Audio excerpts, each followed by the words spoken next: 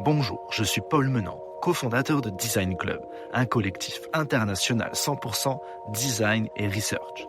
Grâce à la force du nombre, on accélère les projets de nos clients et la carrière de nos membres. Je t'encourage à nous découvrir sur notre site designclub.global. Aujourd'hui, j'ai le plaisir d'animer le podcast Head of Design, un podcast qui met en lumière ces personnalités inspirantes qui définissent les tendances du design. Vous découvrirez leur parcours, savoir-faire et les convictions qui les animent, tout en partageant leurs bonnes pratiques et recommandations. Enfin, si tu apprécies notre démarche et ce podcast, tu peux nous supporter en donnant ton avis 5 étoiles et t'abonner à l'émission pour suivre nos prochains épisodes sur ta plateforme d'écoute préférée. L'expérience podcast est incroyable et vous êtes de plus en plus nombreux à nous suivre et je vous en remercie. Allez, c'est parti. Vous avez laissé votre manteau au vestiaire ? Bienvenue dans le club.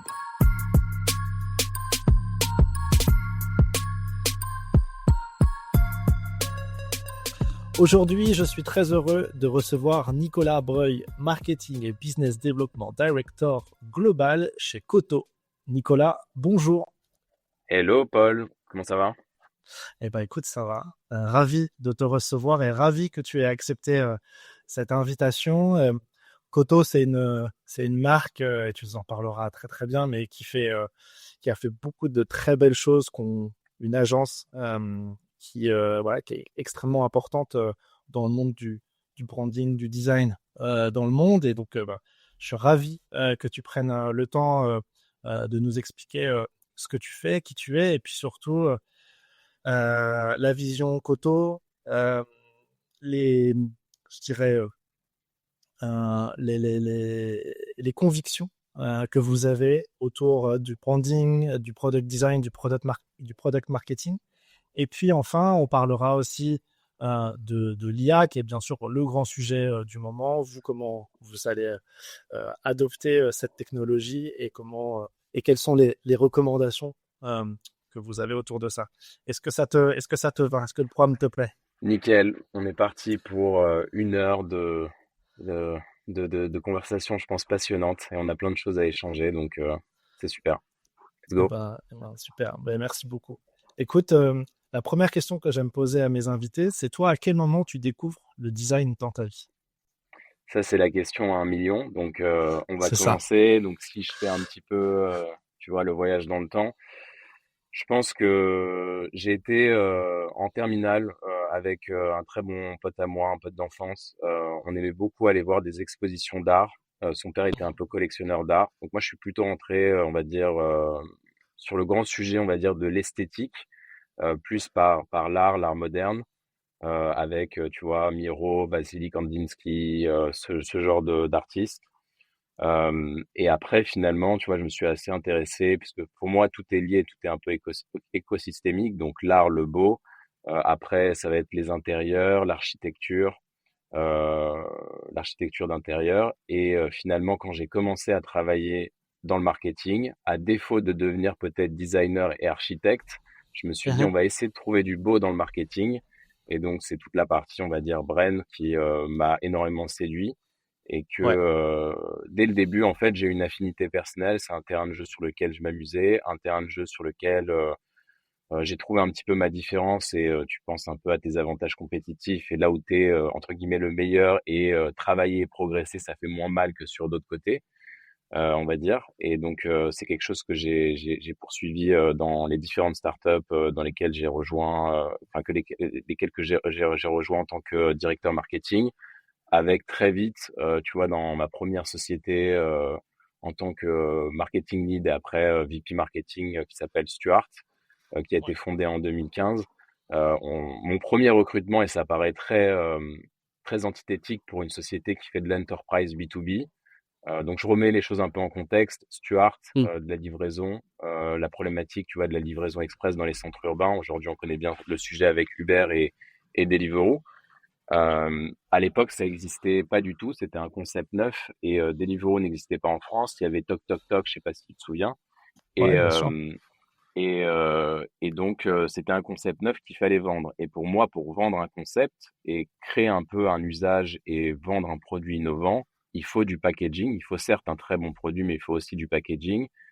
Et donc mon premier recrutement, et ça paraît donc antithétique dans une société tech, enterprise B2B, plutôt logistique, ça a été de recruter un directeur artistique qui m'a aidé en fait à mettre en musique toute la brand, à créer une image pour les coursiers qui était bien sûr cœur Bien sûr. au système, tu vois, de plateforme, et à vraiment, on va dire, brander cette nouvelle catégorie, ces nouveaux usages liés à la livraison express. Et donc voilà, donc je suis Ouais, tombé c'était dedans des assez gens vite, qu'on quoi. croisait pas du tout, qu'on croisait pas avant dans nos rues et maintenant qu'on croise tous les jours devant des restaurants ou en vélo à traverser la ville, etc. Ouais, Donc c'est vrai que c'était tout un truc assez nouveau et de se dire que bah ils allaient faire partie des des personnes qui portaient la marque et qui représentaient la exactement. marque, c'est euh, c'est une super idée et avec la volonté de mettre en place une marque forte et qu'on puisse vous reconnaître, Ouais, c'est bien sûr. bleu et la boxe, etc. Mais Donc, il y a un peu une misconception, tu vois. Enfin, là, je vais faire beaucoup de franglais parce que donc du coup, je suis basé à oui, Londres par contre, c'est et ça. je vais Parce que essayer de pas les parfois, faire. Je vais essayer de non, mais pas les faire, je peut-être, sais. peut-être que pour expliquer aussi aux gens qui nous écoutent, et parce que parfois j'ai eu ça, vous voyez, il y a que des anglicismes. Et tout. Tu habites à Londres, tu es dans une Voilà, entreprise internationale, et exactement. donc c'est normal que ton langage Alors, je vais faire du puisse mieux. utiliser des anglicismes. Et s'il Je te plaît, fais respecte, des anglicismes. ouais, je Pas de respecte souci. la langue de Molière et donc je Ouais, vais vraiment. respecter, tu vois, ton audience.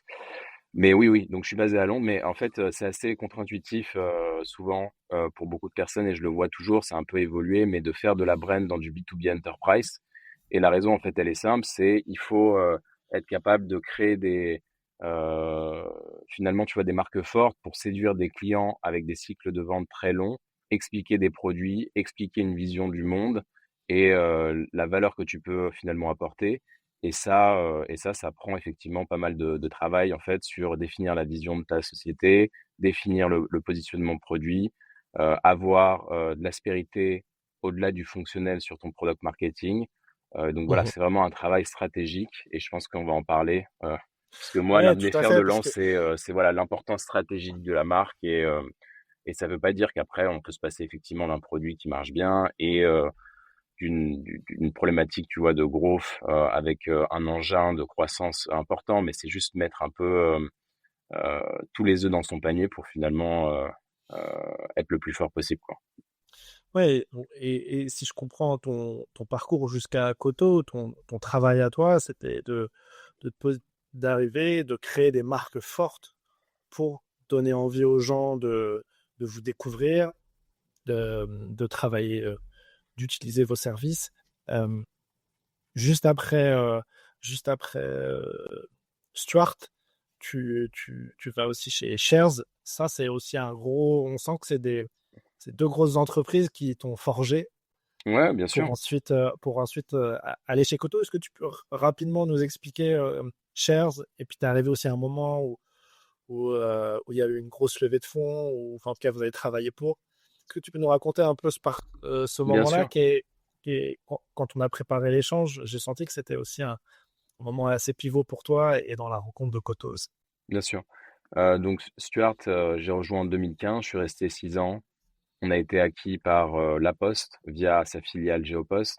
Donc c'est très intéressant, tu vis plein de cycles de la société et du coup ça te forge énormément et tu pars, tu es individuel contributeur et à la fin tu quittes la société, tu as 22 personnes dans ton équipe, tu fais Oh. 450 millions de revenus et tu as effectivement tous les corps de métier du marketing avec de la perf, du contenu, des PR, tu as créé un brand studio avec de la direction artistique, du motion design, tu vois, de la copie, etc. Tu fais du product marketing, donc tu fais un peu tout. Mhm. Et donc pour faire le lien avec Shares, Stuart a été cofondé par deux cofondateurs, Clément et Benjamin. Et Benjamin, avec qui je suis resté en contact, et aussi Clément, a finalement créé Shares quelques années après. Et il m'a approché pour être le founding CMO. Une ponctuation pour t'informer que Design Club peut t'accompagner dans le recrutement de ton équipe design ou research. Nous saurons te trouver la perle rare en freelance ou en CDI. Enfin, si tu galères à mettre en place une recherche utilisateur multi-pays, sache que grâce à nos user researchers locaux qualifiés et un peu partout dans le monde, on saura le faire en quelques jours. Tu peux en savoir plus sur notre site designclub.global. Merci de ton attention et bonne écoute. Et à l'époque, c'était hyper intéressant puisqu'on était en sortie de Covid. Il y avait donc un boom des applications de trading, de crypto. Et la vision de Share, c'était, et c'est toujours, de rendre le trading plus social. Et donc de se dire, en fait, euh, souvent on investit, mais on se retrouve parfois un peu seul face à ses choix. Et donc si on est capable de mettre en réseau des personnes qui partagent des intérêts communs, et ça peut être aussi des amis, des groupes d'amis, puisque enfin, il y a pas mal de groupes WhatsApp qui se sont créés avec, tu vois, des conseils en Et ouais. investissement. Et toi, tu investis dans quoi? Est-ce que tu vas acheter du Tesla? Est-ce que tu vas acheter du Salesforce? Ou est-ce que tu vas acheter du Nvidia? Donc en fait, Shares, c'était vraiment un nouveau type d'application, un peu l'application trading 2.0, où le 1.0, c'était d'avoir une application frictionless où tu peux t'onboarder et tu peux commencer à acheter des stocks et des actions très rapidement avec l'enjeu, tu vois, des fractional shares, donc c'est-à-dire acheter une Ouais. fraction de, de, d'actions, ce qui n'est pas très cher et ce qui démocratise, on va dire, l'investissement. Et l'enjeu numéro 2, c'était de se dire bah, comment on peut créer un réseau social, le fait que tu ajoutes des contacts, que tu suis, en fait, tu as la capacité de suivre les mouvements de tes amis, de discuter de ce que tu fais, etc., etc. Et cetera. Et donc, pareil, Ça, pour rejoindre un peu le sujet, et je pense que c'est vraiment des sujets un peu de category creation, qui nécessite de la stratégie, de la brand stratégie et du brand design et bien sûr une exécution produit frictionless. C'est comment tu vas en fait créer un nouvel acteur et quelle identité et quelle contenance tu vas lui donner pour finalement trouver ton public et via un très bon produit, via une très bonne stratégie de go-to-market, mais aussi le brand market fit. Je sais pas si tu as entendu ce terme. Comment tu non, arrives à pas faire encore. Ouais. bah voilà, écoute, c'est neuf, ou en tout cas, c'est peut-être neuf ici. Mais en gros, comment tu vas finalement faire en sorte de donner corps et âme et de connecter ton service à la culture, Mhm. à ton customer persona et avoir un go-to-market qui est différenciant, audible et un peu le côté blitzkrieg où personne ne te connaissait et demain, en fait, les gens se disent, mais en fait, les mecs sont partout, ils arrivent, ils vont tout casser. Et donc ça s'est traduit par effectivement une levée, une histoire, en fait, un peu un, on va dire un marathon de la levée de fonds. On était pré-VC Winter, où l'argent était encore assez accessible pour les bons Ouais. projets, pour les repeat founders. Et donc, on a levé consécutivement, en même pas un an, seed de 10 millions, série A de 40, série B de 40. Donc voilà. Et donc, c'est là que j'ai rencontré Koto, puisque Koto, je les admirais depuis 6 ans. Et j'ai été, en fait, dans le process de recrutement, et c'était assez marrant avec Benjamin que je connais bien, je lui ai dit, écoute, moi, si je rejoins Shares, je veux Ouais. créer la marque qui sera le bon véhicule pour lancer ce produit. Et je veux travailler avec Koto. Et donc, je lui ai dit, ça, c'est deal breaker. Et donc, c'est assez marrant. Je pense que c'est du jamais vu. C'est fou. Ouais, ouais. Un CMO qui négocie l'agence avec laquelle il va travailler pendant son process de recrutement. Et donc au final, il m'a dit, au début, il a rigolé, il me dit, mais attends, mais tu rigoles là, tu es vraiment en train de me dire ça et c'est vraiment deal breaker pour toi. Je lui dis, ah mais complètement. Et je lui dis, ok, Ouais. on l'écrit entre guillemets noir sur blanc, en tout cas on se tape dans la main. Ouais, ouais. Et dès que j'avais, tu vois, signé entre guillemets ma promesse d'embauche, je savais déjà que j'allais travailler avec Koto et j'étais comme un fou, quoi. Et c'est là où tu te dis que le branding de Koto sur toi avait déjà eu un effet, euh, un effet fou. Même pas besoin, même plus besoin de faire de commercial, d'action commerciale. Ouais. Le, le potentiel client et que tu deviendras après employé, enfin salarié de Koto était déjà dans Ouais, j'étais l'ADN déjà prêt, moi. et J'étais avait compris quoi. le meilleur client, déjà converti, en bas du funnel, tu vois, prêt à signer avec l'argent sur le compte en banque, prêt à faire le Ouais, virement SEPA, tu vois. Et non, mais Koto, en fait, ça fait 10 ans donc du coup, que la société existe. Et à l'époque, la société avait déjà, donc Koto avait déjà créé la brand, en tout cas refondu la brand de Blablacar, donc grosse société tech française, a fait la première marque de back market avec un positionnement, tu vois, très ambitieux et très différenciant, où à l'époque, ouais, en fait, la brand ID, et on pourra revenir sur ce qu'est une brand ID et pourquoi ça c'est important pour toute boîte qui a envie de percer, entre guillemets, et d'être audible, c'était Screw, ça veut dire fuck en mm. façon un peu Ouais, ouais, plus élégant, le neuf. new, Ouais. screw new. Et donc, ça voulait dire, en fait, Back Market ne va plus marketer ses produits reconditionnés sur un trigger prix. Donc, en fait, si tu achètes du reconditionné, c'est moins cher et ça fait du bien à la planète, ce qui était un Ouais. peu Bien l'USP sûr. avant. Et Ouais. derrière, en fait, il y a eu un côté beaucoup plus bold, beaucoup plus coquille, beaucoup plus audacieux, beaucoup plus pirate. Et nous, on s'est inspiré Ouais. en fait des codes des pirates pour dessiner la marque et la brand stratégie, la personnalité, tu vois, de Back Market. Et donc, c'est devenu en gros le côté, bah, on emmerde le neuf et on va en frontal vs Apple en disant, si vous achetez finalement vos Apple, enfin vos iPhone 9 chez Apple, c'est pas cool quoi en fait. Et on a essayé de rendre trendy le reconditionné qui avant était vraiment un truc pour les personnes soit qui avaient pas assez de sous, soit tu vois qui voulaient faire un geste consciencieux, mais c'était pas en fait trendy et c'était pas cool. Et donc là il y a eu vraiment un pivot et ça c'est un play totalement brand. Et ça s'est après bien sûr activé sur toutes les campagnes qu'on a vu marketing dans le métro. Ils ont fait aussi, tu vois, des campagnes un peu de guérilla marketing pour hacker des Wi-Fi d'Apple Store, tu vois, pour envoyer des messages en disant mais n'allez pas acheter des téléphones neufs et tout. Et donc ça a vraiment en fait donné une résonance à la proposition business totalement différente, beaucoup plus loud et ça a aidé forcément, tu vois, Back Market de devenir le leader qu'on connaît aujourd'hui, tu vois, dans Ouais, bien sûr. sa courbe de croissance de personne me connaît, je suis un business de niche, j'ai envie d'aller finalement sur un play beaucoup plus mass market et comment j'arrive à trouver cette résonance et à grossir ma catégorie et devenir en fait une marque culturally, ce qu'on va dire culturally relevant, qui fait parler d'elle et entre guillemets qu'on remarque, tu vois, quand on voit une ads ou etc., quoi. Et donc, bah, justement, c'est peut-être le moment où on va aller vers Koto, nous expliquer ce que vous faites avec Koto. On a commencé à le comprendre avec l'exemple Back Market. Ce que, moi j'ai compris dans notre préparation, c'est que pour vous, le branding, en fait, est au cœur, va définir, enfin, va aider à définir la stratégie de l'entreprise. Vous allez sûrement initier des pivots, comme vous avez fait avec Back Market, pour aller chercher peut-être d'autres types de consommateurs, d'autres types de clients, etc. Est-ce que justement tu peux nous expliquer un peu l'ADN justement de Koto et vos convictions Bien sûr, sur la position du brand comme asset stratégique?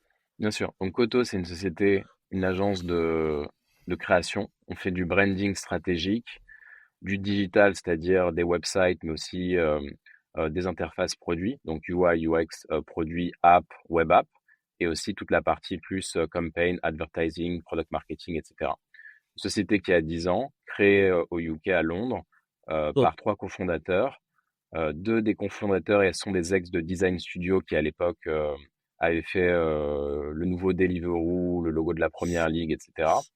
Et ouais. James Greenfield qui est le CEO et l'un des cofondateurs de Koto, qui est mon manager avec qui je m'entends très bien. C'était le directeur de création sur le projet Airbnb chez Design Studio il y a 10 ans, où finalement il a redéfini avec Brian Chesky, l'un des cofondateurs et le plus connu entre guillemets des cofondateurs de Airbnb, la marque de Airbnb avec une signature de marque qui a été, on va dire, c'est encore une fois un anglicisme, mais leur North Star, donc un peu Oh. leur guide, c'est Belong Anywhere. Une dernière ponctuation pour t'informer que toi aussi, en tant que designer ou researcher, tu peux devenir membre du Design Club pour accélérer ta carrière et avoir accès à des opportunités uniques. Tu peux en savoir plus sur notre site designclub.global et via les liens en description de l'épisode. Merci de ton attention et bonne écoute. Et en fait, ce qui est passionnant, encore une fois, c'est que là, le branding a eu un pouvoir transformant, c'est-à-dire, à l'époque, le couchsurfing, c'était un truc un peu de hippie, tu vois, un peu new age, tech, etc. Et finalement, avec ce travail, bien sûr, business, avec ce travail produit et avec ce travail de redéfinition de la valeur stratégique de la marque et après l'exécution de cette marque, ça a redéfini ce qu'est le crowd surfing et le fait que c'est une façon de travailler, enfin pardon, de voyager différemment Et d'un coup, en fait, enfin progressivement bien sûr, mais on va dire la marque finalement s'est dit: «Aujourd'hui, mon concurrent principal, ça va être, tu vois, un Hilton, un Sofitel, un Novotel et on va plus finalement, être juste un Ouais. service de niche, quoi» et donc ça, c'est vraiment un Ouais, travail ou de une auberge de transformation. jeunesse, Ouais. des prix d'une auberge de jeunesse ou un type d'auberge de jeunesse. Ouais. Donc ça, c'est C'est vraiment la genèse de Koto, la création de la marque Airbnb par l'un des fondateurs qui après a amené ce client chez Koto et c'était un peu le founding client, donc super premier client. Et derrière, en fait, c'est allé assez vite. On a très vite travaillé avec PayPal. À l'époque, ils avaient acheté Venmo dans une stratégie de M&A. On a redéfini la marque de Venmo. Donc Venmo, c'est le Lydia américain Ouais. utilisé par tous les Américains. Derrière, ils ont gagné le pitch pour recréer la marque Fanta, donc incroyable, pas du tout tech pour le coup, FMCG, tu vois, un soda. Et après, ça s'est enchaîné en fait avec plein de clients, principalement tech.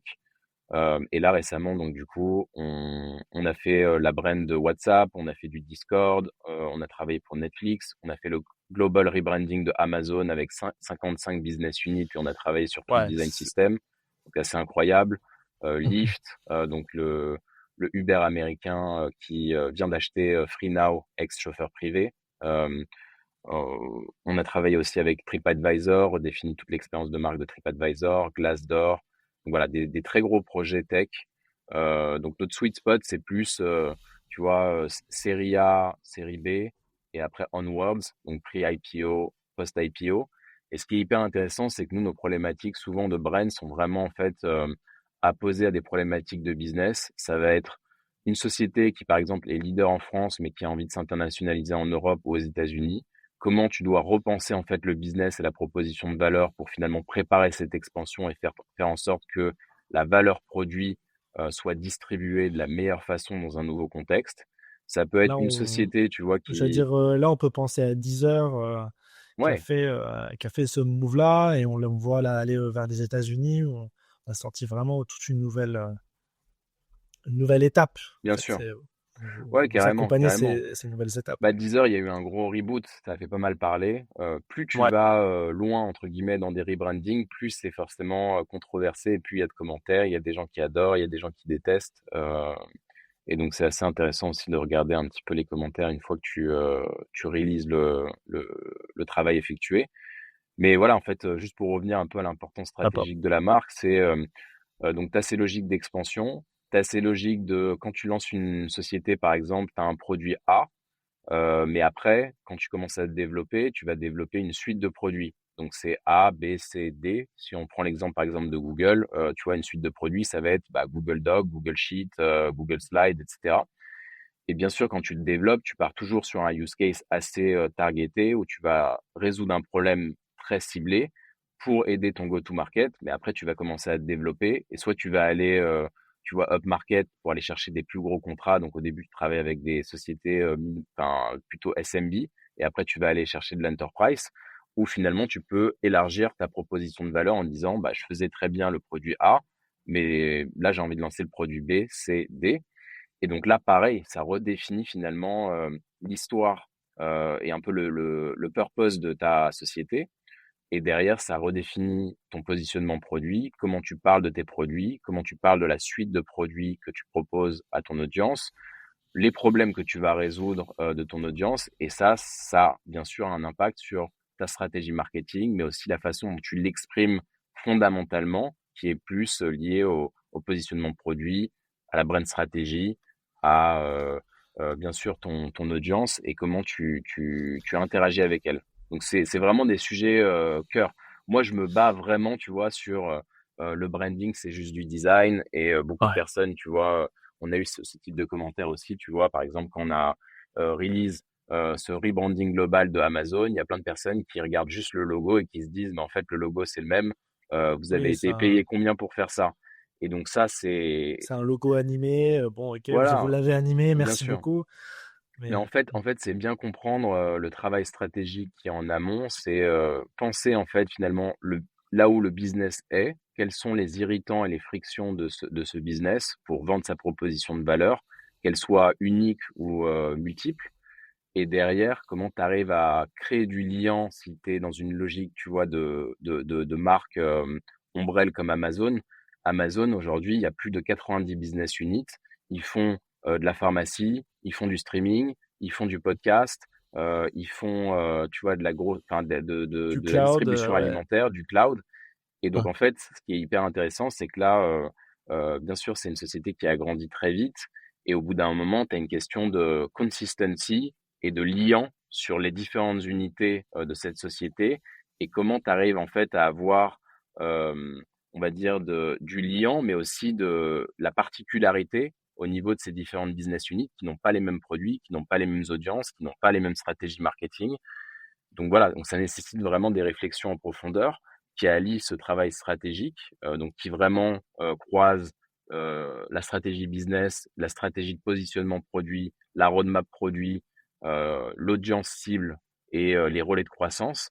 Et après, bien sûr, la partie, on va dire, d'exécution du design, ça va plus être ce qu'on appelle la verbal identity, donc l'identité verbale, la personnalité, le copywriting, les product positioning statement.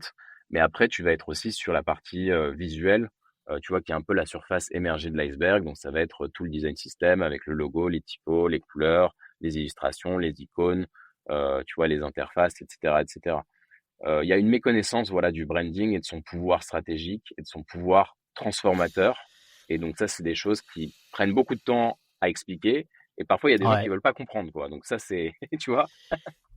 Et en fait, c'est surtout que, en fait, ce que je ressens, c'est que ça amène une entreprise à un autre niveau qu'il l'avait peut-être même pas imaginé. Alors Amazon, bon, bon, c'était déjà fait entre guillemets, mais j'imagine qu'il y a plein de cas où on se dit, bah, euh, on est à ce niveau-là d'ambition, et au final, en allant, en ayant une réflexion forte autour de la stratégie de branding, on peut aller beaucoup plus loin, quoi. Bien sûr. On a l'impression qu'on enlève un peu des frontières, on enlève des boîtes que sûrement, parce qu'au quotidien, le créateur ceux qui sont dans l'entreprise, ils sont, donc tu te mets des boîtes, et vous, en fait, justement, vous venez casser ça avec des gens qui ont une expérience, qui sont passés par, qui ont eu des projets avec toutes les plus belles entreprises que tu as citées juste avant. Donc, en fait, ils ouvrent un peu les chakras sur tout ce qui peut se passer, et vous prenez la main des gens et disent, bah, venez, on vous montre comment on fait.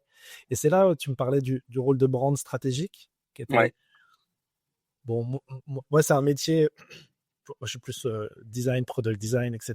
Donc, je connaissais pas nécessairement, mais tu m'as dit que c'était quand même très, très neuf, et il y avait très peu de profils de ce type, et qu'en tout cas, chez Koto, c'était vraiment un, un positionnement fort que vous aviez eu.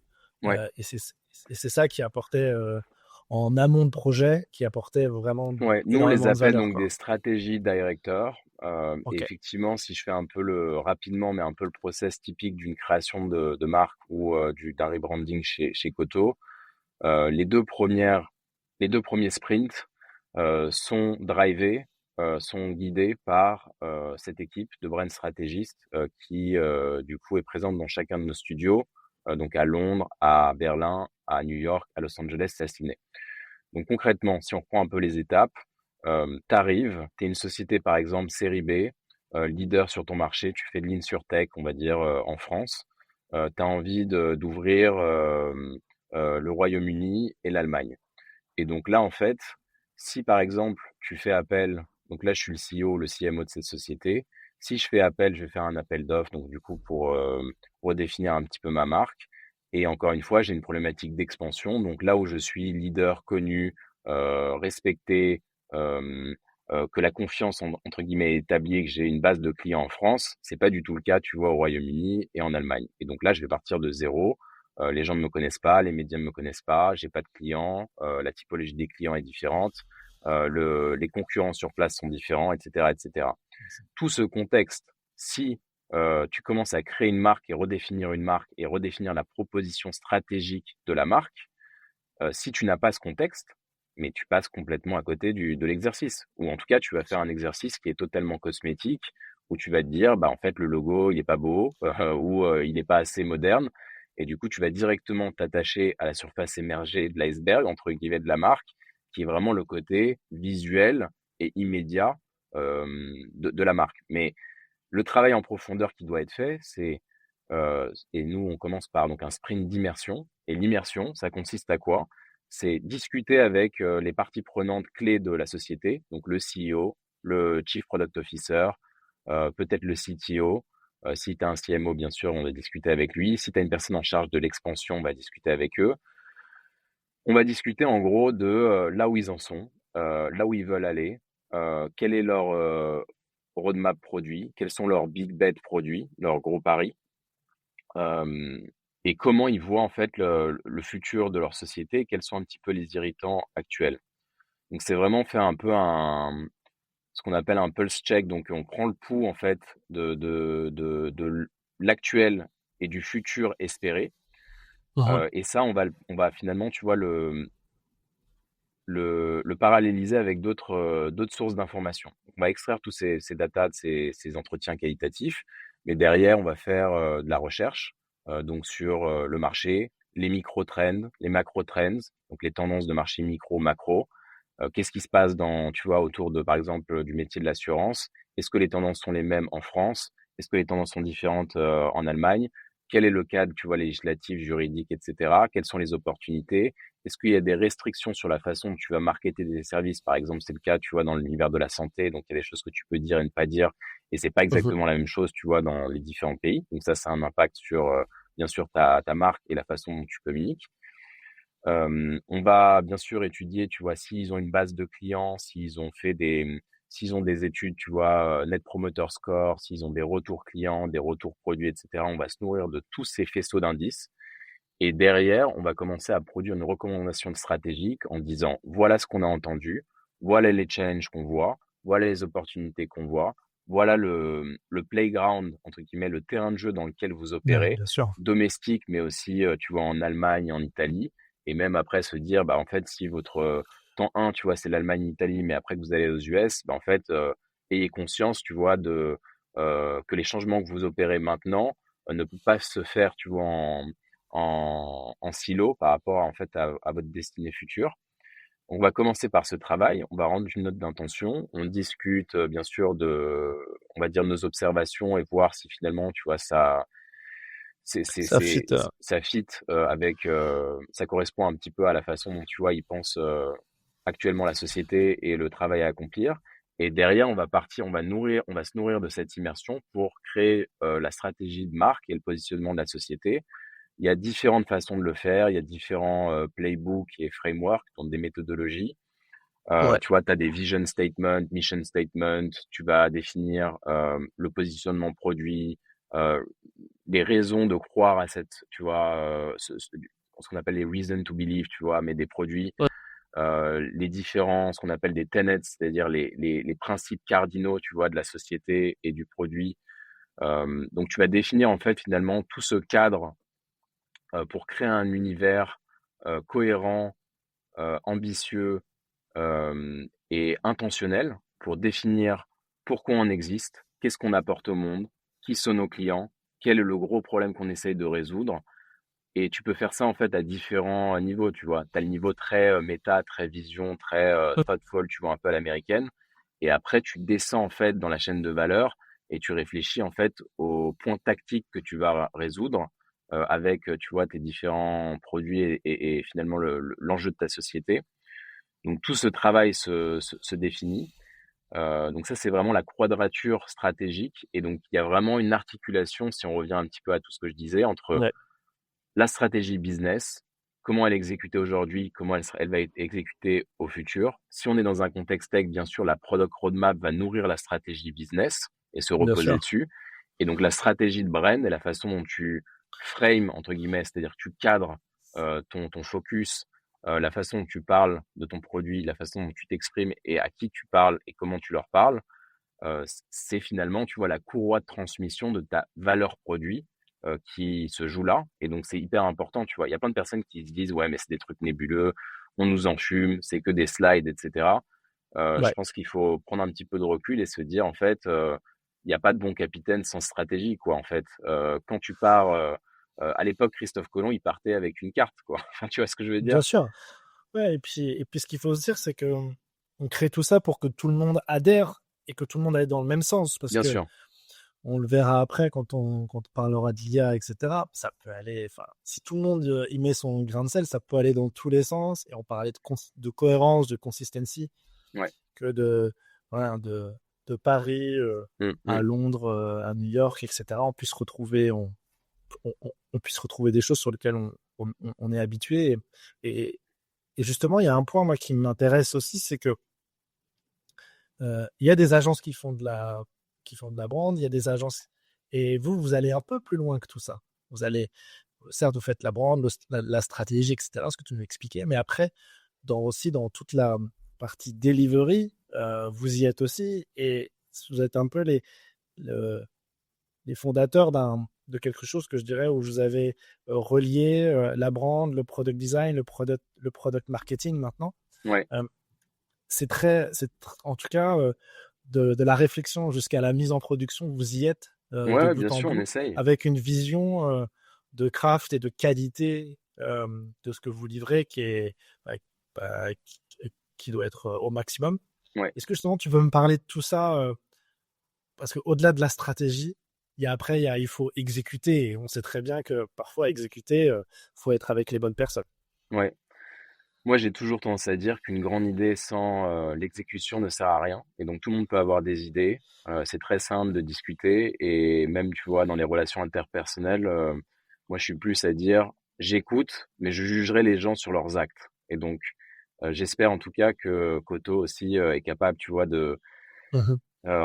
entre guillemets, tu vois, articuler justement la valeur stratégique et après la delivery, et c'est ce qu'on essaye de faire. Donc nous, notre mission chez Koto, c'est make space for creativity. Donc la creativity, tu vois, le craft, c'est vraiment intrinsèque à la façon dont on opère au quotidien. Et après, on a un peu on va dire un peu une tagline, tu vois, c'est-à-dire qu'à chaque fois que tu penses à ton travail, on essaie de se rappeler cette phrase, qui est la phrase, tu vois, de Joey, le Chief Creative Officer, qui est basé à LA. Et sa phrase, et il a même fait des petits porte-clés, c'est écrit Make it better. Et donc on est toujours, tu vois, dans cette logique de se dire, il faut que ça soit mieux, il faut que ça soit plus pertinent, il faut que ça soit plus efficace, etc. Et l'efficacité, c'est une efficacité stratégique, une efficacité tactique et une efficacité aussi émotionnelle et de craft, puisque finalement, Mhm. tu vois, une bonne stratégie bien packagée avec ce supplément d'âme et ce côté un peu beautiful design, bien sûr, est beaucoup plus Mhm. efficace et beaucoup plus performante.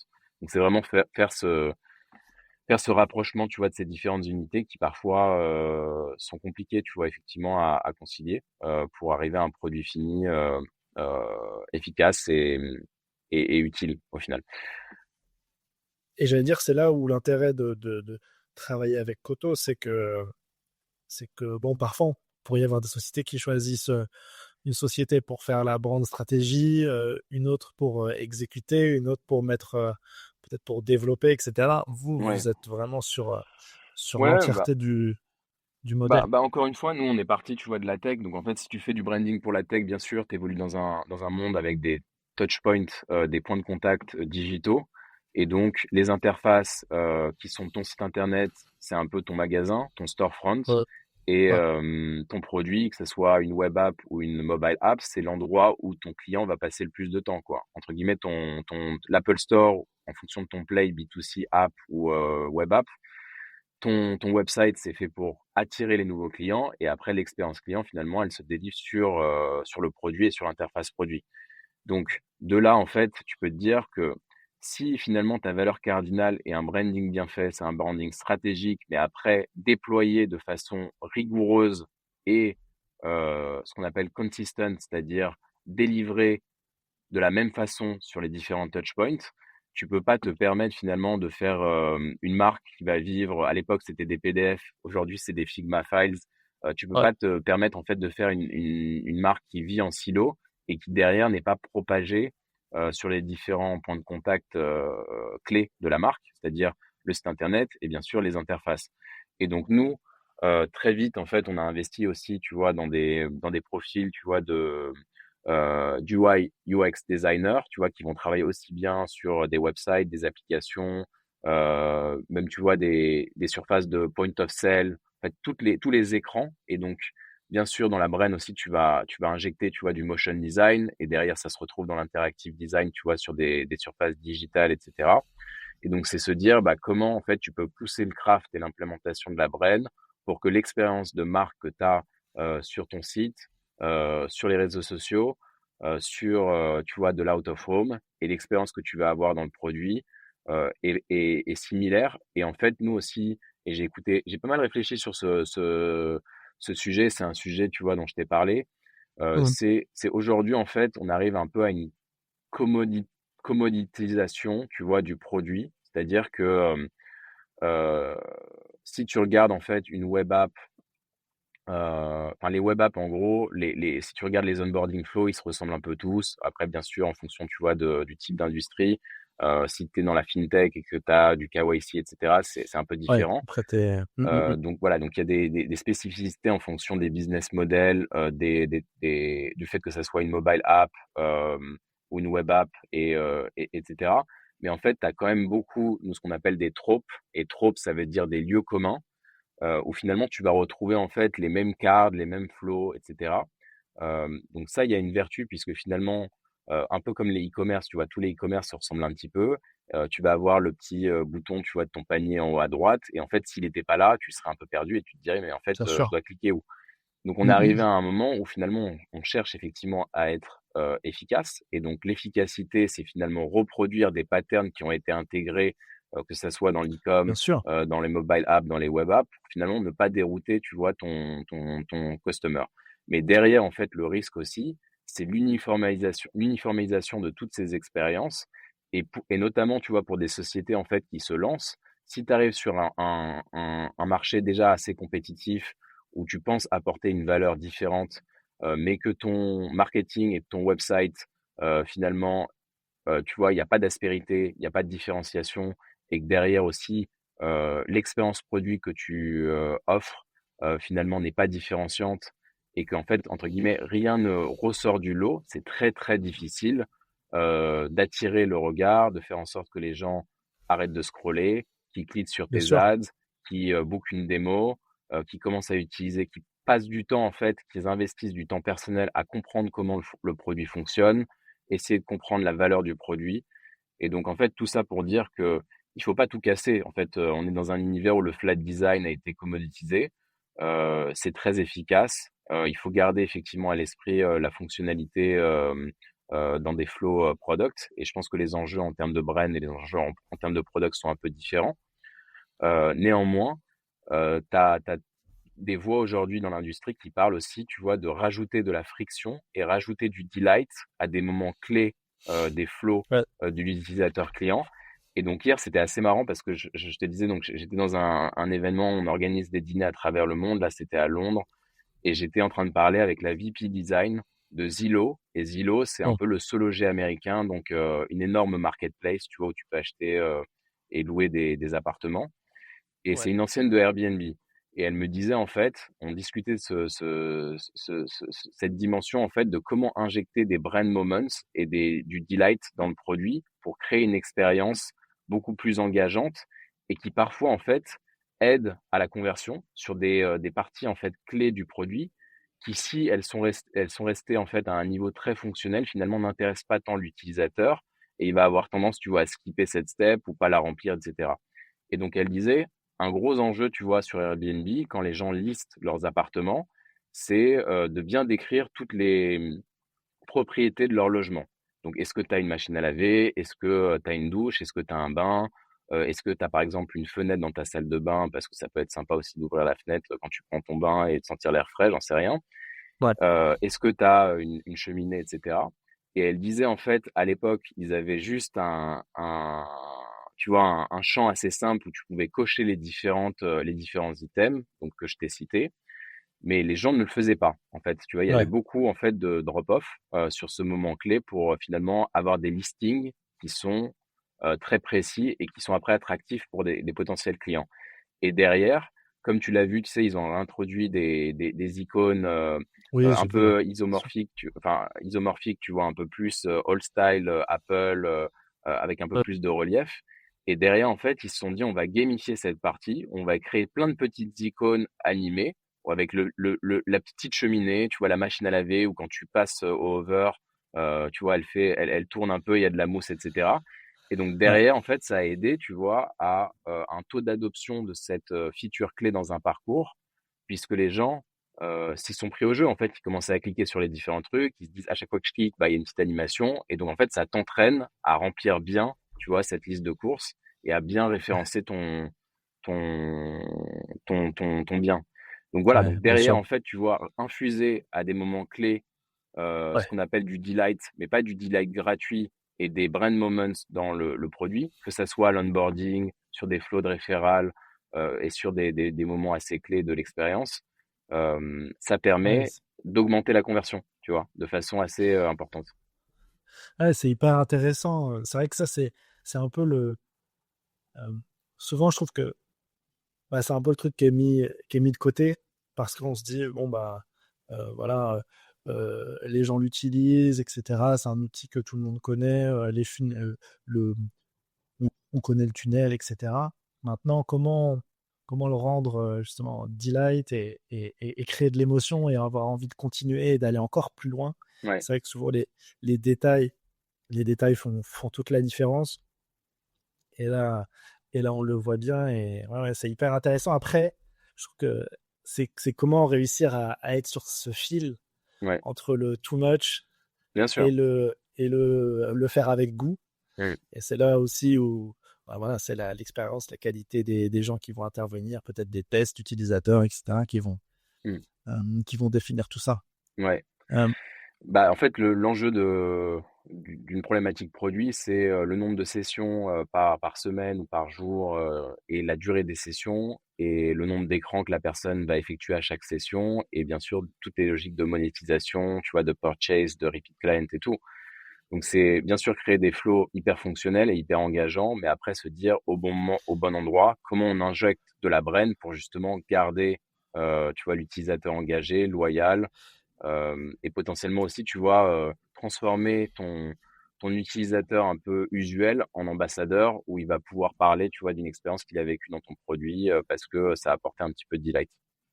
et d'ailleurs, on ressent que la brand, le product design, le marketing commence vraiment à être imbriqué. En tout cas, chez vous, ça l'est déjà totalement.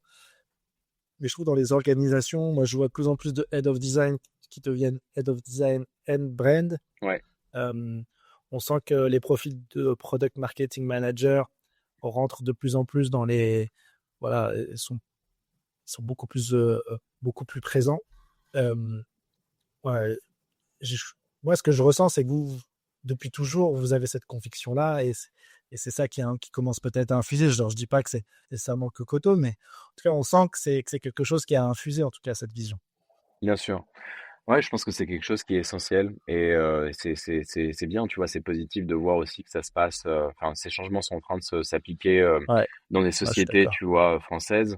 Conto, par exemple, avec qui on a travaillé sur deux projets de rebranding, a recruté un VP design qui chapeaute la partie design produit, la partie, tu vois, expérientiel brand, et c'est un ancien de l'Uber, donc tu vois, ça prouve qu'il y a aussi, tu vois, un changement de mentalité sur il faut des profils seniors, des profils qui l'ont fait à l'échelle, potentiellement aux États-Unis, et comment en fait, tu vois, on revisite un peu nos organigrammes et on crée aussi plus de collaboration. Mais tu as toujours pas mal de sociétés où en fait tu vas discuter tu vois, de la brand et du product design, les gens vont te dire, mais en fait, on vit à des milliers d'années-lumière et c'est vrai que c'est Ouais. encore un gros sujet dans Surtout les organisations, que, quoi. ouais, et puis en fait, souvent ça vient aussi grâce au design system. Dès que le design system commence à prendre de plus en plus de poids, il peut aller partout. Euh, Ouais, et donc, c'est là où souvent, bah, on se dit, bah, va falloir qu'on soit beaucoup plus ensemble, qu'on ouais, travaille beaucoup plus ensemble que par le passé. Je te propose qu'on aille vers maintenant sur le sujet de l'IA. ouais. Comment vous l'utilisez chez Koto? Quelle vision vous avez sur ça? Et peut-être l'impact que ça peut avoir pour vos clients, parce que ben, on se dit toujours que l'IA, peut-être déjà financièrement, on va peut-être avoir moins de dépenses, on va pouvoir cutter plein d'équipes sur la partie créative, artistique, sur, sur la bande potentiellement. Voilà. Donc, je voulais avoir un petit peu, toi, ta vision de ça. Qu'est-ce que vous recommandez? J'imagine que, que tu vas défendre ta crèmerie, c'est normal, mais aussi en toute objectivité, on ressent que sur la partie créative, ça peut aider, c'est un outil l'IA, et que clairement, s'il n'y a pas des gens qui le gèrent et qui ont ces idées-là et qui Mm. savent faire les bons prompts, etc., on reste quand même sur des choses de bas niveau. Bien sûr. Je pense que un peu comme tout, on est déjà dans une phase très, très passionnante. On est un peu dans Ouais, une nouvelle révolution industrielle qui impacte, tous les différents métiers. Bien sûr, les métiers de la création, que ça soit au niveau de la brain, au niveau du product design. Lovable a fait une percée exceptionnelle et ça redéfinit en fait l'output. Là, j'ai vu qu'il y avait une société, par exemple, qui avait levé 1,5 million de dollars avec un produit créé sur Lovable. Donc, c'est quand même incroyable. Se dire que demain, en fait, tu n'as plus besoin potentiellement d'ingénieurs et de, entre guillemets, de product designers pour lancer un MVP et commencer à avoir de l'attraction, etc. Pour revenir un petit peu à nos sujets sur Koto, bien sûr qu'on utilise l'AI.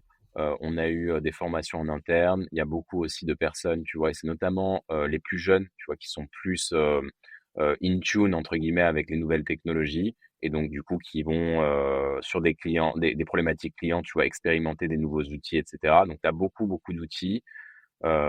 Et donc, c'est comment tu t'appropries ces outils et comment tu les utilises dans des workflows avec intentionnalité et de façon stratégique pour finalement, tu vois, rester entre guillemets aux commandes du véhicule et ne pas déléguer et la stratégie et la créativité à l'AI.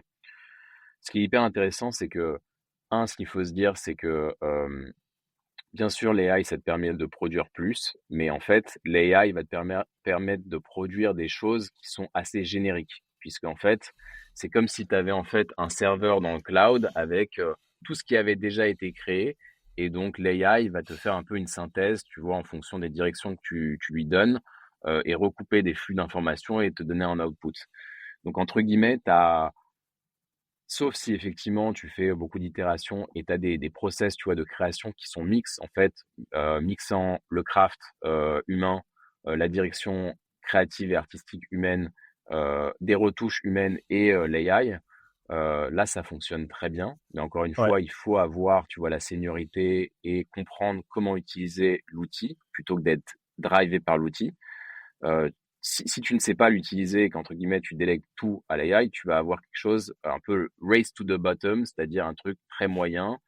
Tu vas avoir du mal à avoir, tu vois, de la consistency, c'est-à-dire et euh, ça s'améliore, tu vois, avec Nano Banana par exemple, tu vois, qui te permet de faire par exemple des shootings de personnes et de reproduire des visages de personnes, par exemple, si tu penses à tu vois, des shootings de mode dans différents setups, différents backgrounds, avec différents angles de vue, sans dénaturer, tu vois, le, le modèle et le sujet. Je pense que voilà, donc en gros, c'est un outil. Il faut être dans une logique de test and learn. Il ne faut pas déléguer la stratégie et l'idéation à l'IA. Et après, en fait, ce qui est incroyable, c'est que nous, on a vraiment des use cases très concrets sur du creative coding ou créer en fait un peu des mini-apps qui te permettent de créer un peu comme un mini design system. Et après, tu as des paramètres un peu, tu sais, comme des tables de mixage où finalement, tu vas réajuster avec un preset, tu vois, par exemple, si tu as un design system, tu vois, avec des patterns, avec des losanges, on va dire, et différentes couleurs, tu vas être capable, avec les presets que tu as définis sur la gauche, d'agir sur la créa en tant que telle et de changer par exemple l'espacement, tu vois, de tous ces ouais. rectangles, la couleur, le gradient, s'ils sont striés ou s'ils sont, tu vois, full.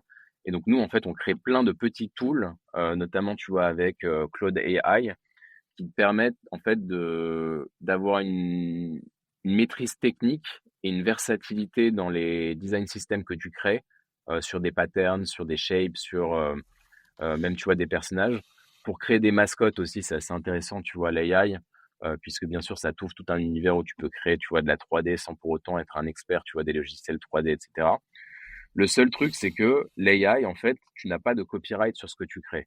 Et donc, ça, c'est quand même une grosse limite. Et après aussi, ce qui est une grosse limite Ah ouais. actuellement, c'est que ça ne sort pas des vecteurs. Et donc, du coup, si tu sors en fait des choses directement de l'AI, ça peut être très beau, tu vois, sur une slide, mais après, pour Ouais. les réutiliser, les modifier, les adapter, c'est quasiment impossible. Et sur des tout petits éléments, tu vois, et des toutes petites unités, par exemple, si tu veux créer ton icon set ou tu vois de la typographie avec une custom font, ça n'arrive pas à exécuter en fait cette qualité de détail. Et du Mhm. coup, tu vas avoir des kernings qui sont très différents, tu vois, sur les typos. Tu vois des lignes plus ou moins grossièrement, tu vois, exécutées et pas consistent, tu vois, sur tes différents sets d'icônes, etc. Donc voilà, donc la technologie, bien sûr, tu vois, s'améliore et Ouais, donc il y a va encore de la évoluer, marge de bien valeur, sûr. quoi. Mhm. Et aujourd'hui, vous avez déjà eu des projets où vous avez utilisé l'IA et aujourd'hui que c'est enfin, que c'est en production. Ouais, ça fait partie encore une fois, tu vois, de notre palette Ouais, d'outils. Donc vraiment. on va pas faire des brains full AI, mais on va s'aider, tu vois, de l'AI pour développer Voilà. certains éléments visuels, tu vois, de la marque. Moi, il y a vraiment un sujet, tu vois, qui me tient à cœur et c'est assez intéressant. C'est aujourd'hui, en gros, comme on est dans un monde où tu peux créer, par exemple, des vidéos avec Midjourney, tu peux créer de la copie, du copywriting avec ChatGPT, tu peux créer des images avec Nano Banana. Ce qu'il faut se dire, c'est on est dans un monde où, en fait, le coût d'entrée pour produire à l'échelle très rapidement est très bas, si ce n'est, tu vois, genre inexistant. D'un autre côté, on n'a jamais eu autant de canaux pour diffuser nos contenus. Et donc, on arrive, et c'était le cas, tu vois, il y a 1 an, avant l'AI, ou 2 ans, avant la générative AI, on était déjà dans un univers, en fait, de saturation de contenu. Et donc là, c'est amplifié par le fait qu'aujourd'hui, la barrière à l'entrée pour créer du contenu est encore plus faible. Donc, tu ouvres ton compte Ouais. LinkedIn, tu as plein de posts qui sont écrits à l'AI, tu as des mèmes, tu vois, qui sont générés par de l'AI, etc. Donc c'est en fait à la fois une opportunité, mais à la fois aussi un peu ce qu'on appelle un curse, comment on va dire? On va dire, c'est une bénédiction, mais c'est aussi un peu une fatalité. C'est-à-dire que Ouais, tout à dans fait. un monde où en fait la production ne coûte plus rien et est facile et tu peux mitrailler du contenu, tu as C'est vraiment une ça. problématique d'authenticité et de garder le contrôle sur le message de ta marque et ne pas créer des contenus juste pour créer des contenus qui sont mal exécutés, ne sont pas consistent, qui détériorent Ouais. en fait l'image de ta marque. Et derrière, faut se dire aussi, tu vois, que les audiences sont quand même assez intelligentes pour parfois voir un peu l'AI slope, c'est-à-dire les Mais contenus qui bien sont pas bien sûr. réfléchis, qui sont robotiques.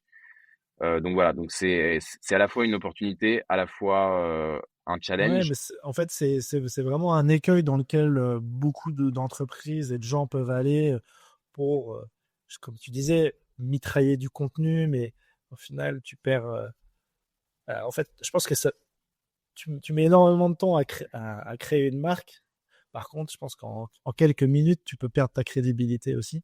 Ouais, Donc, euh, en effet, perdre sa consistance, envoyer peut-être quelque chose ou pour une marque de grande qualité, on voit, je sais pas, il y a 6 doigts à un mannequin alors que voilà, il y en a 5 et que bah, t'es Christian Dior ou que t'es Louis Vuitton, ça peut tout de suite créer un bad buzz hyper négatif, mais au final, bah, c'est un stagiaire qui a fait ça rapidement, au cas qu'il l'a fait avec intérêt, etc. Mais bon, maintenant, en fait, tu peux pas le sortir. Tu peux mm, pas parce que tu as une marque et que bien tu dois sûr. la défendre et que c'est la qualité. Enfin, quand ta marque, c'est synonyme de qualité, faut faire attention. Et après, voilà, il y a beaucoup de CEO aujourd'hui qui se disent, bah, l'AI, ça va me permettre de dépenser moins dans mes fonctions marketing, dans mes fonctions créatives, dans mes fonctions brand. Je vais recruter moins de personnes. Il y aura moins de budget, en fait, pour créer des campagnes sans AI. Donc, je Ouais, pense que c'est un gros défi parce que, les créatifs et les brand makers, ils aiment bien l'AI, mais demain, si on leur dit, en fait, ton job, c'est juste de cracher du prompt, ils n'ont pas vraiment envie de faire ça. Donc, en fait, il y a un peu une perte de sens, tu vois, bien sûr. sur la motivation des gens et comment ils produisent leur métier. Et de deux aussi, bah, parfois, c'est pas la solution, en fait, puisque tu ships beaucoup plus de contenu, mais c'est des contenus, tu vois, qui sont beaucoup plus éphémères, qui sont moins impactants, qui sont moins authentiques, qui sont moins humains. Et donc, faut faire vraiment attention à cet écueil, de pas tomber dans le côté.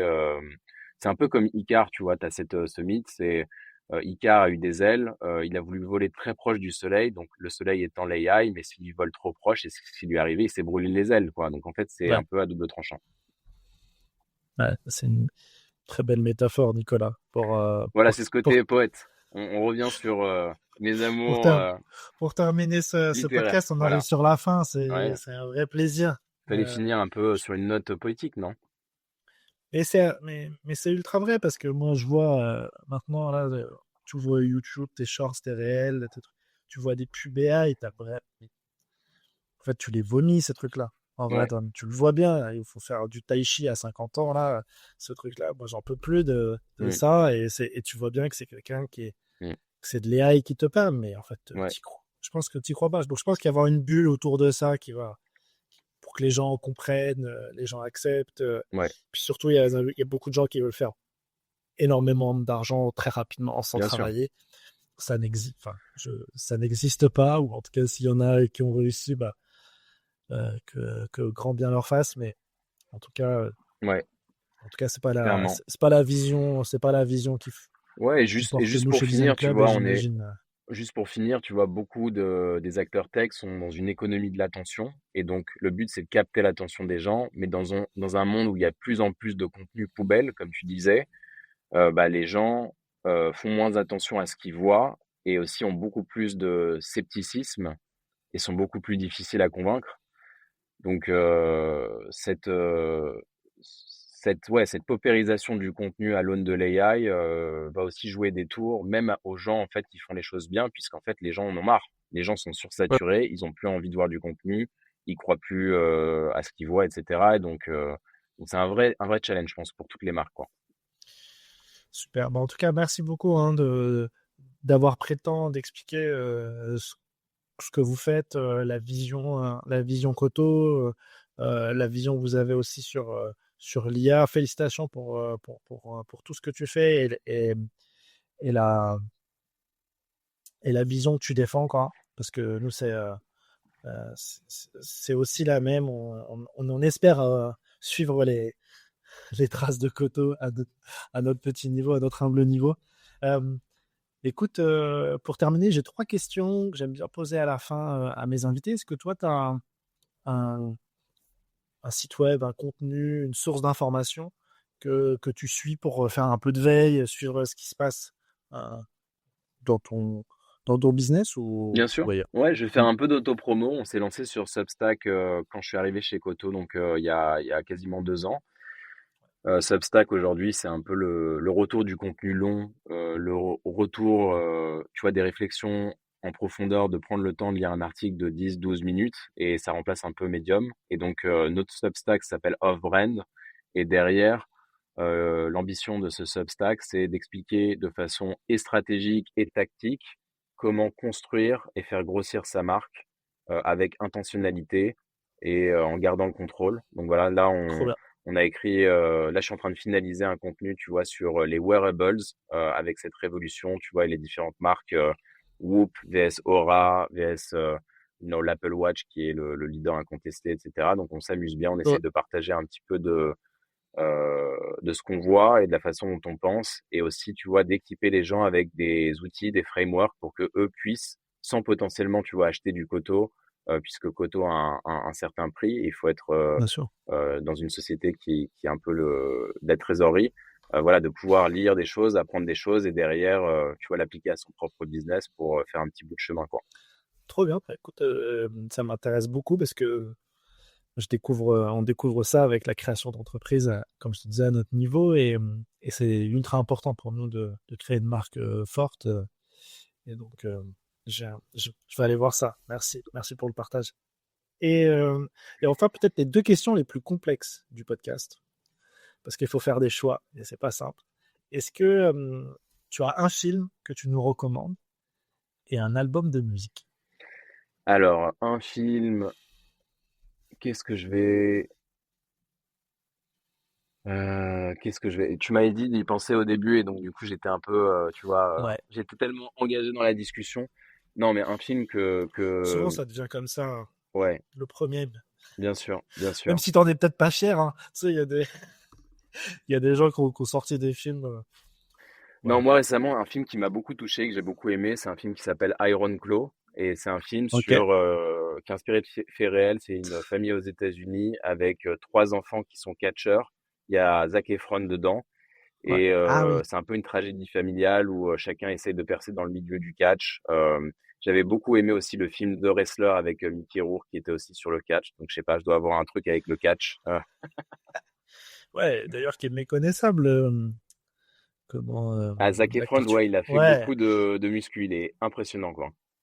Bah, alors justement, moi, je me suis posé avant la question si c'était vrai ou si c'est peut-être voilà, il s'était rajouté des choses. Parce que déjà que de base, Ouais, quand il avait fait costaud.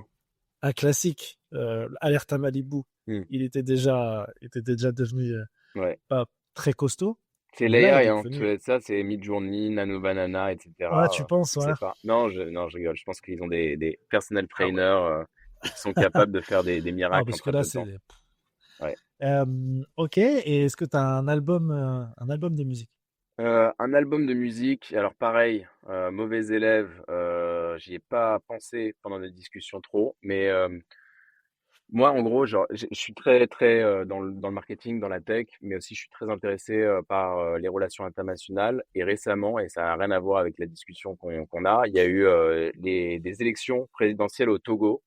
Et du coup, Ouais. j'écoutais un podcast sur ça et il passait en fait pendant les différentes interviews des personnes qui étaient sur ce podcast des titres de Alpha Blondy. Et donc moi, comme pas mal de personnes, j'aime bien le reggae. Et c'est vrai que Alpha Blondy et Tiken Jah Fakoly, qui sont du coup des chanteurs plutôt des années 90, reggae, donc qui viennent...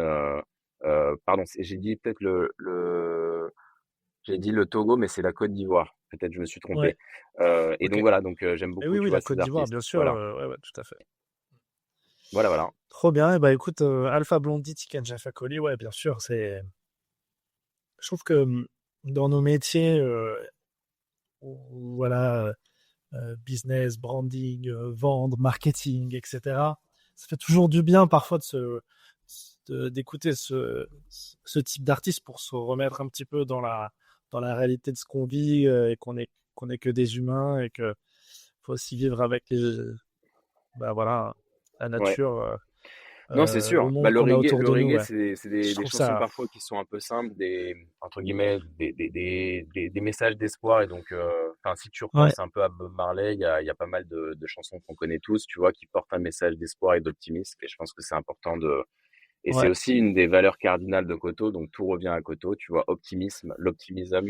ouais, Voilà. Donc, c'est tout à peut-être fait. la façon de finir le podcast. Restons optimistes dans ce monde d'AI. C'est ça. Voilà. Merci Nicolas, c'était un vrai plaisir. On te souhaite le meilleur pour la suite. Et puis, bah, j'espère qu'on se croisera en physique Avec plaisir. bientôt. Ouais. Un café à Paris quand je suis là. Allez, Bisous. super. Ciao. Merci, au revoir. Merci.